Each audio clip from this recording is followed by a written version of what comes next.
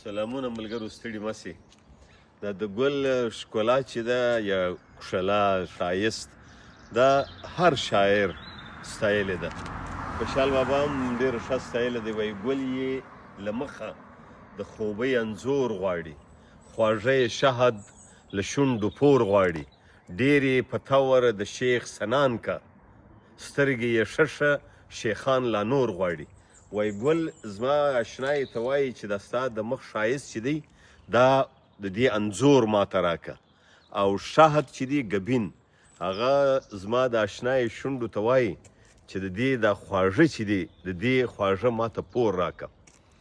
او شیخ سنان چې دی د دې په باره کې بیا ځینې معلومات دا دي چې دا یو ډېر عالم فاضل سړی و، په خوب کې بیا په وټیکان ښار کې هغه چې خدمت کوي نو د کلیساګانو هلته په وټیکان ښار کې په یو نجلۍ مین سوی و، بیا ولاړ هغه ته شیخ سنان روم ته ولاړ، له هغه نجلۍ سره یې واده وکړ او مذهب هم واړولی. نو دی هم وایي خوشحال بابا ډېر یې په طور د شیخ سنان کا، سترګې یې ښه شیخان لا نور غواړي. ډېر ښایسته.